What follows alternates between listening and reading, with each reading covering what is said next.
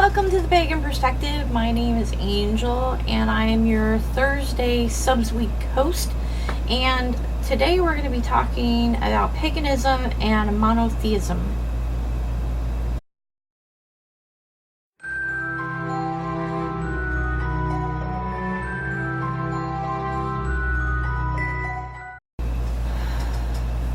Focus. Okay. Alright. I have a new camera, and my spiritual space is a mess, so I apologize. I'm trying to get used to my camera. Anyways, the question is, hi, it came from somebody anonymous. First of all, there's no name. Hi, could you possibly do a video on paganism that believe in only one god or goddess, or god, deity, spirit, and how it relates to the wheel of the year? I personally don't have a name for the god I worship. It just is God to me, but I also recognize and celebrate the Sabbats as they relate to the season. So, the first thing I want to say is what I always say about this path is very organic, and it's whatever works for you. So anybody new watching this video that is really not sure what is the right thing to do, there's really no right thing to do. It's whatever speaks to you. I know a lot of people that have come from strictly Christian backgrounds that some connect with just one deity and some connect with mostly the goddess, because their Christian background was very male dominated godhead.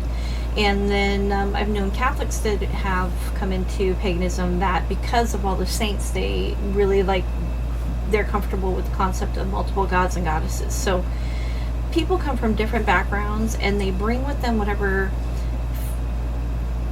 resonates with them, whatever speaks to them. So whatever works for you, there's no wrong or right about this. If you don't want to have a god or goddess that you honor and worship, and you just want to honor or worship the all, then that's awesome. Edit out. Okay. As far as the Wheel of the Year is concerned, I don't necessarily think that gods and goddesses are deeply connected with the Wheel of the Year. I do honor multiple gods and goddesses throughout the Wheel of the Year, but it has a lot to do with the aspects and their characteristics. So I think that if you, let's just call the all a deity that encompasses all characteristics or all human feelings and emotions and characteristics. I keep saying that word, so we'll just go with it.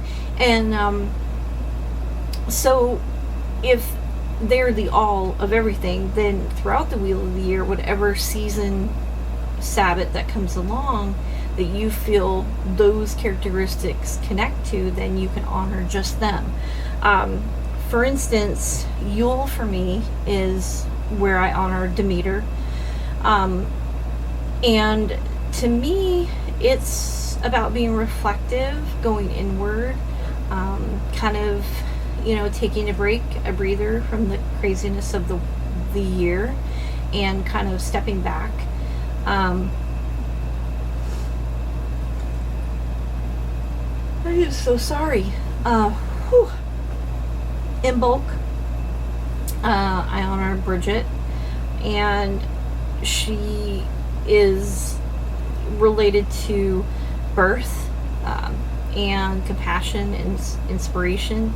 Astara, I honor Osiris. He's, to me, the epitome of resurrection, which is very connected with spring resurrecting,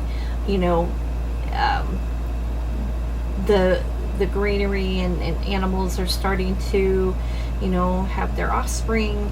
So I connect with that. And like Lammas, I connect with Luke, which is for me preparing and stocking. It's where you're getting ready to, for even mundane things, closing down your pool, getting ready to put away your lawn furniture or your deck furniture for the winter, and kind of getting out your winter clothes to get ready for the cold. Now, when you want to honor aspects of them, and these are just examples. You can do whatever speaks to you, obviously. For Demeter and Yule, if it's a reflective time and looking inward time, I tend to put a lot of mirrors or reflective surfaces. It's you know, I do tend to stare off into a mirror when I meditate sometimes, so I don't necessarily look at myself, if that makes sense. For Imbolc, it's birth of compassion, imagination. Maybe you can draw something or paint something and put it on your altar. It does inspire. It puts a creative flame in. You can, for Ostara, for Osiris resurrecting, you can always put like a bag, and in it you can put a list of your goals or your dream journal on your altar if you choose to have an altar. Beltane for me is Gaia in abundance, so I would put a basket of fruits and vegetables and that sort of thing. So it's not necessarily the god or goddess, but it's the characteristic that you associate with the wheel of the year and the change of the seasons. And ultimately, it's whatever connects you with that season. Maybe, Ostara for you is, the birth. Maybe that's when spring is springing and you want to honor that. That's whatever works for you. So I don't necessarily think that specific gods and goddesses connect with the wheel of the year, but their specific attributes do. And you can honor those throughout the wheel of the year. And even if you want to write a word, creativity, and put it on a dream board instead of having an altar. You can create a dream board. I knew a college student that couldn't have an altar in her dorm.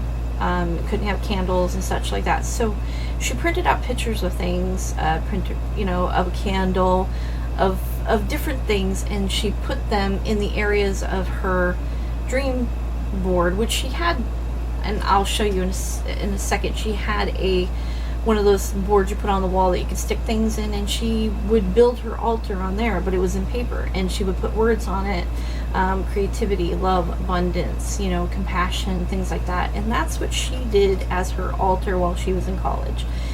And sometimes words can be more powerful than even a symbol, whatever you connect to. So that's just my suggestions. I think that with everything, if you break it down to the basics, it can work for anybody, and you don't have to have a specific god or goddess. You don't even have to have God. You can just look at the season, the wheel of the year, and maybe certain times of the year, maybe Imbolc is love, and you want to put hearts and red all over the place or what have you. It's awesome.